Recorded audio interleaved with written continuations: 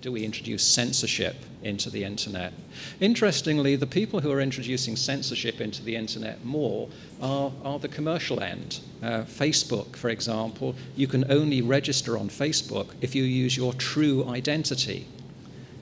And for people who have, this became a big problem, of course, in Egypt recently, where people wanted to communicate on Facebook but communicate anonymously, and Facebook would not allow them to do it.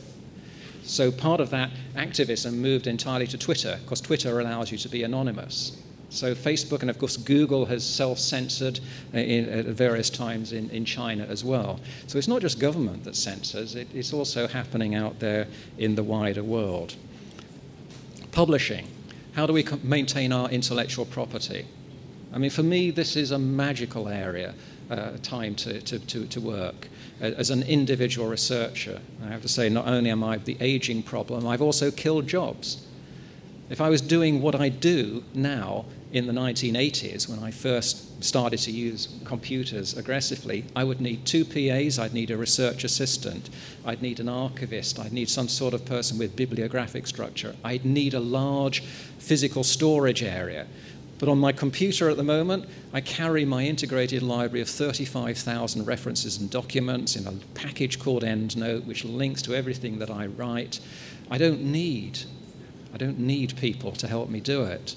So am I killing jobs? I may be increasing my productivity, but ethically, I know that I don't need the people that I needed 15 to 20 years ago. And also in health, we come into this area not only of self-design, but of ethics.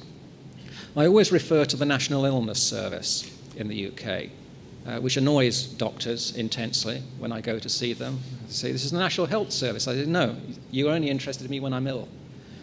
I go to my GP when I'm ill. And when I went some years ago, for the first time for 3 years, what I thought was a throat infection, they said, we think it's a virus. I said, look, here's a question. I spend about 30 euros a month on vitamin supplements and glucosamine for my joints. Can you prescribe those? Because I'm trying to keep myself well. No.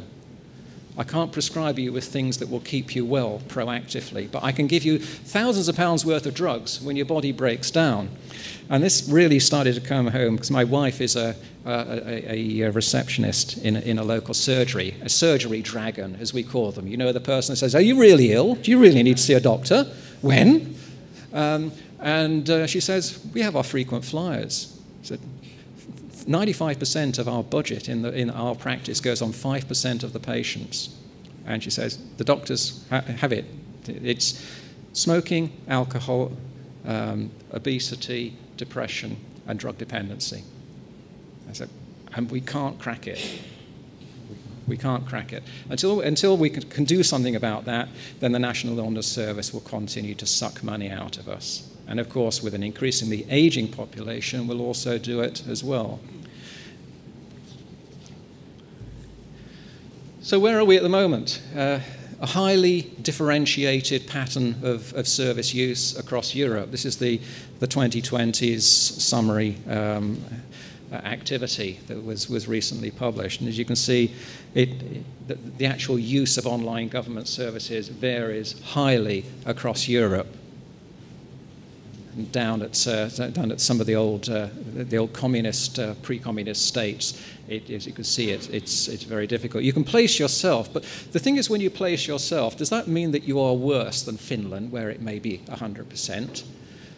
But if you're in a relatively small spatial area where mobility is reasonably okay, and you're not living in northern Finland where you're frozen into the ice for 6 months of the year and can't move anyway, and the only way you can contact someone is through electronic networks. So it may be that there are other drivers in terms of access.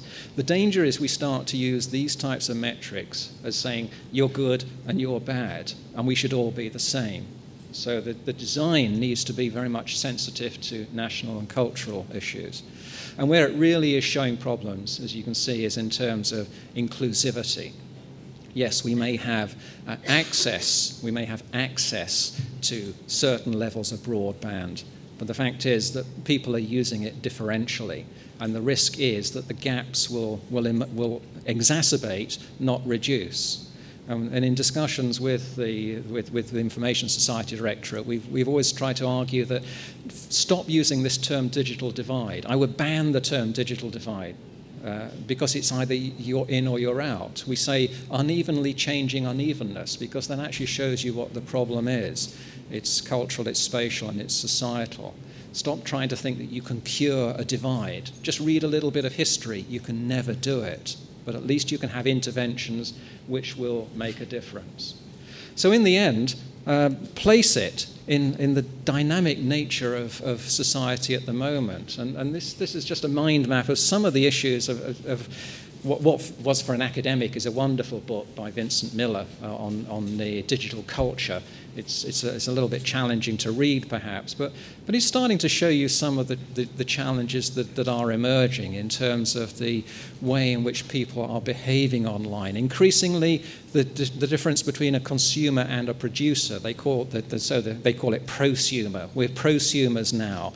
We're directing the way in which services and governments are developing. The risk is it becomes a little bit banal. E-participation and e-petitions. The Commission had a new directive on e-petitions. I don't know what the situation here is in Malta. I know that the Prime Minister has been incredibly embarrassed in our country by the e-petitions initiative, where number 10 allows, I think it's up to 100,000 citizens, that if you actually sign up to an electronic petition, then it must be debated in Parliament. Well, not surprisingly, the first one was bring back hanging. I was very tempted to start another one, which I'm sure would have gone viral, which is there should be a national day each year where the Prime Minister parades naked up and down Whitehall. I think we could have probably got it through. So suddenly they realised that this participatory democracy is a little bit challenging. And the other bigger problems, of course, as we see coming through on all these social issues, are the real elephants in the room. And the elephants in the room, I come back, I'm guilty. I'm guilty. Because I retired at an age where I'm costing an arm and a leg to my colleagues back in the university system, in the pension system. So we need to take some fundamental questions. What is retirement? Some people argue it's a universal right. Lots of people are parading up and down in the UK at the moment, including my eldest son, who's a government employee, saying, "You're affecting my pension."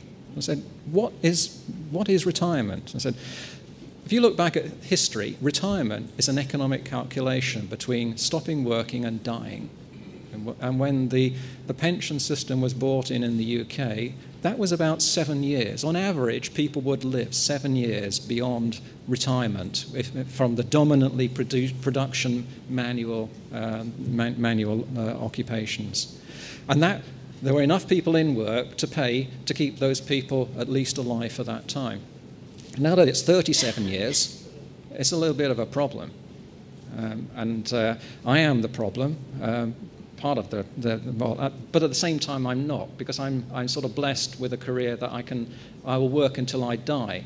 I keep citing Sir Peter Ustinov, who was our Chancellor, who gave a speech to the students. He said, "You will learn until you die, and preferably beyond."